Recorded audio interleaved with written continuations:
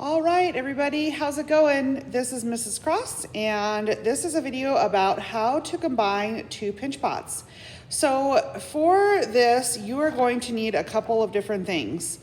You're going to need some slip, which I made in a prior video, so if you haven't done that, go ahead and go back to that and make yourself some slip.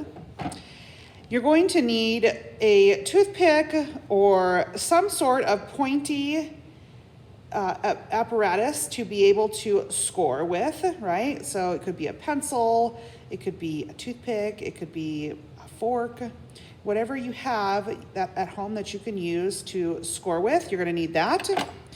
You're also going to need a wooden spoon or a metal spoon, something that you're gonna be able to hit your pots with, and we'll go over that in a minute. So I had my 2 pounds of clay. I made 2 pinch pots, and I also put a little bit of clay aside. This is probably maybe half of a pound.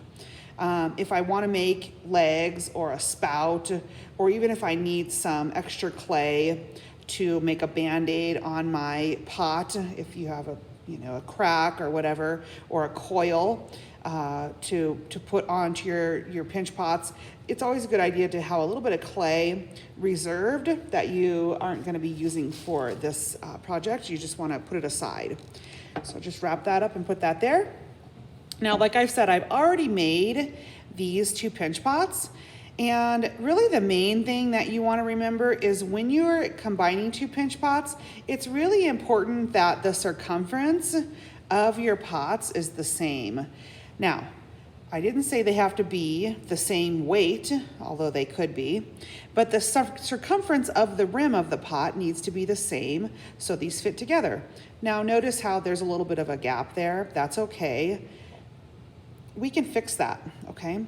So I'm gonna show you how to combine these. So the first step is just to make 2 pinch pots and to get the rims about the same size so they can be put together.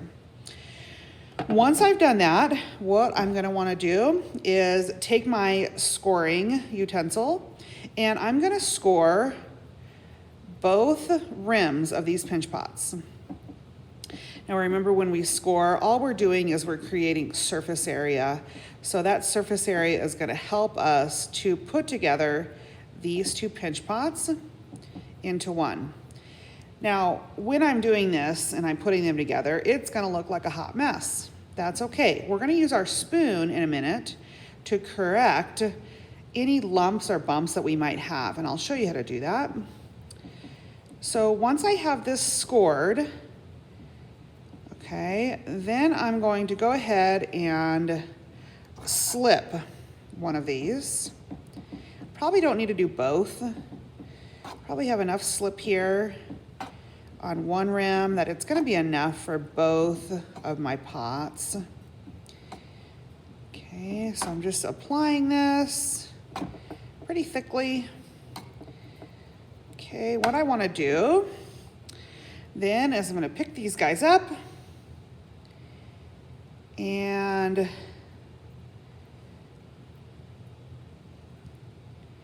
push them together as best I can. I'm trying to just match the rims up here.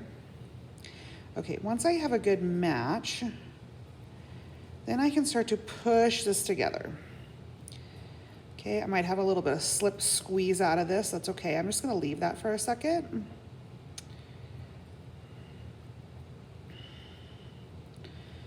Okay, I'm pushing this together. Notice how I'm pinching it. It doesn't look very good right now. It kind of looks like a misshapen walnut. That's okay, we're gonna fix that, and we're gonna make this seam that I'm creating right now, we're gonna just make that go away. So once I've got it smushed together, I can remove some of this slip. Okay, and continue to pinch this.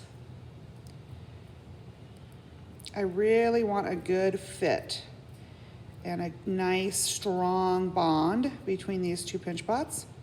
Now what I'm doing is I'm creating a cushion of air inside of these.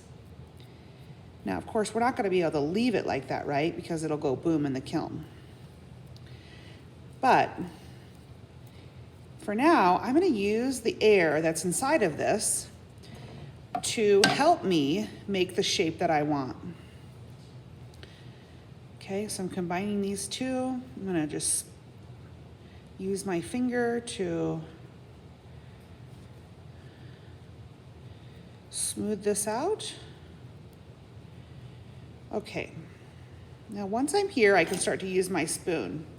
So if your spoon is starting to stick to this, we're gonna actually give this little pats.